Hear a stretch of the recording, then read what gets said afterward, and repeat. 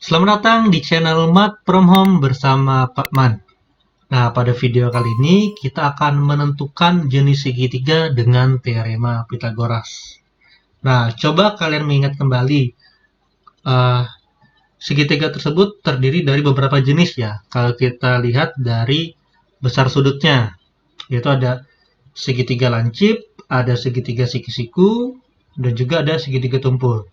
Nah, kalau kita mengingat-ingat, dulu kalau kita mau menentukan segitiga itu lancip, siku atau tumpul, kita harus mengukur ketiga sudutnya ya, besar ketiga sudutnya. Contohnya, pada gambar yang pertama ini kan adalah contoh segitiga lancip ya. Dulu kita harus mengukur, nah, besar sudut A-nya misalkan, ya harus di bawah 90 derajat ya. Lalu besar sudut B juga harus di bawah 90 derajat. Besar sudut C juga harus di bawah 90 derajat. Jadi ketiga sudut harus di bawah 90 derajat semua, maka baru bisa dikatakan segitiga tersebut adalah segitiga lancip. Nah, bagaimana untuk segitiga siku-siku? Kalau segitiga siku-siku cukup ukur saja kalau ada satu sudut. Ya, kalau di sini contohnya sudut C ya. Kalau ada sudut C yang besarnya 90 derajat, kalau ada satu sudut saja yang besarnya 90 derajat, maka segitiga tersebut dikatakan segitiga siku-siku. Nah, kalau segitiga tumpul, ya kita harus mengukur sudut kalau ada satu sudut saja, ya. Kalau dalam ini contohnya sudut C yang besarnya lebih dari 90 derajat, maka segitiga tersebut merupakan segitiga tumpul. Jadi ya kalau kita harus mengukur dulu ya. Kalau semua sudutnya di bawah 90 derajat, dia segitiga lancip. Kalau ada salah satu sudut saja besarnya 90 derajat, dia segitiga siku-siku. Lalu kalau ada salah satu sudut saja yang besar sudutnya lebih dari 90 derajat, maka dia dinamakan segitiga tumpul. Nah, pertanyaannya bagaimana kalau kita misalkan kelupaan membawa busur ya untuk mengukur besar sudutnya. Tapi kita hanya punya penggaris saja ya. Jadi kita bisa mengukur panjang ketiga sisinya saja. Nah, apakah kita tetap bisa menentukan apakah segitiga tersebut masuk segitiga lancip, siku-siku, atau tumpul? Nah, mari kita bahas pada video ini. Nah, coba kita lihat contoh yang pertama ini ya. Apakah ini termasuk segitiga lancip, segitiga tumpul, atau segitiga siku-siku? Nah, pertama coba kita lihat sisi yang terpanjangnya dulu. Yang mana? Yang paling panjang di sini. Ada 11, 9, dan 13. Jadi yang terpanjang ini ya. 13 ya. Nah, yang terpanjang ini kita pangkatkan 2. Ya. Di sini tulis yang pertama aja ya. Yang paling panjang itu kita pangkatkan 2. 13 pangkat 2, 169 ya. Lalu step keduanya, kedua sisi yang lainnya ya. Berarti kan ini ada sisi panjangnya 9 dan 11 ya. Maka itu 9-nya kita pangkatkan 2, sisi yang satunya juga kita pangkatkan 2. Itu berarti di sini 9 pangkat 2, 81, tambah 11 pangkat 2, 121 ya. Maka di sini hasilnya 202 ya. Nah, lalu kita bandingkan. Kita bandingkan yang pertama dan kedua ya. Ternyata sisi terpanjang jika dikuadratkan kan 69. Itu lebih kecil ya dari jumlah dua sisi lainnya ya. Dua sisi lainnya yang dipangkatkan 2 lalu dikuadratkan. Karena jumlahnya hasilnya 202. Nah, kita mengingat ya, kalau di teorema Pythagoras itu kan C kuadrat sama dengan ya sisi yang terpanjang ini sama dengan A kuadrat tambah B kuadrat ya. Nah, kalau dia sama dengan seperti ini, dia segitiganya siku-siku ya.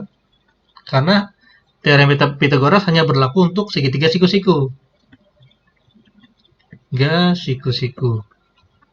Nah, tapi di sini waktu kita menghitung ya, ternyata C pangkat 2-nya itu kurang dari A pangkat 2 tambah B pangkat 2. Tidak sama dengan. Maka kalau C pangkat 2-nya kurang dari, ya ini ya.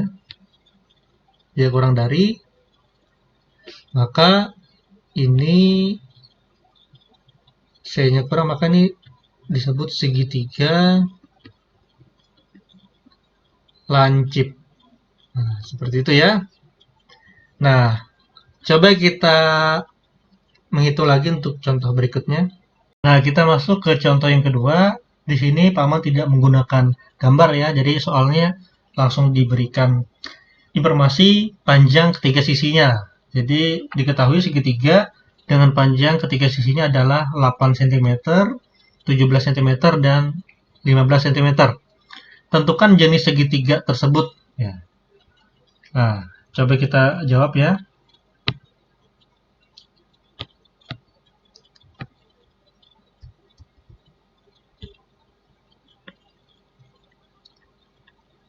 Nah, coba kita jawab. Pertama kita lihat sisi yang paling panjang dulu apa? Dari 8, 17, 15 ini yang terpanjang ya, 17. Nah, yang pertama berarti 17 kita pangkatkan 2 ya. 17 pangkat 2 berarti 289. Lalu tahap kedua kita pangkatkan 2 ke dua sisi yang lain lalu kita jumlahkan. Berarti di sini 8 pangkat 2 ditambah 15 pangkat 2. Itu 64 ya, tambah 225. 64 tambah 225, 289. Nah, ternyata 17 pangkat 2 itu sama dengan 8 pangkat 2 ditambah 15 pangkat 2. Ya, ternyata dia membentuk seperti ini ya. C kuadrat sama dengan A kuadrat tambah B kuadrat. Maka segitiga tersebut merupakan segitiga siku-siku. Siku-siku karena sama dengan ya. Jadi karena sisi yang terpanjangnya kita pangkatkan 2, itu hasilnya sama dengan penjumlahan dari dua sisi yang lain yang dipangkatkan 2 lalu dijumlahkan. Begitu ya. Nah, kita lanjutkan lagi untuk contoh yang terakhir. Baik, kita lanjut ke contoh yang ketiga. Nah, di sini diketahui segitiga dengan panjang ketiga sisinya adalah 12 cm, 16 cm, dan 5 cm. Nah, kita cari dulu yang paling panjang yang mana ya? Ini ya, 16 cm. Maka yang terpanjang ini kita pangkatkan 2 dulu. 16 pangkat 2 itu sama dengan 256 ya. Oke, 256. Lalu step selanjutnya, kedua sisi yang lain kita pangkatkan 2 juga, lalu kita tambahkan ya. Berarti 5 pangkat 2 tambah 12 pangkat 2. Sama dengan 25 tambah 144 ya. Sama dengan 169 ya. 169. Kita bandingkan, ternyata sisi terpanjang kalau dikuadratkan ya, itu lebih besar ternyata dari kedua sisi lainnya kalau dipangkatkan 2 lalu dijumlahkan ya. Karena hasilnya tadi sisi yang terpanjangnya itu 256 itu lebih besar dari 169 ya. Nah, berarti ini sisi yang terpanjangnya itu kalau dipangkatkan 2 lebih besar dari kedua sisi yang lainnya yang dipangkatkan 2 lalu ditambahkan. Maka ini termasuk segitiga 3 tumpul. Nah, jadi di sini Pak Man ingin menyimpulkan dia kalau segitiga lancip kalau sisi terpanjangnya itu kurang dari kedua sisi yang lainnya yang dipangkatkan 2 lalu dijumlahkan. Ini kalau dia segitiga lancip ya. Kalau dia segitiga siku-siku ya berlaku teorema Pythagoras ya. C kuadrat sama dengan A kuadrat tambah B kuadrat. Dia segitiga siku-siku. Kalau dia tumpul berarti C kuadratnya lebih besar dari kedua sisinya yang dipangkatkan 2 lalu dijumlahkan.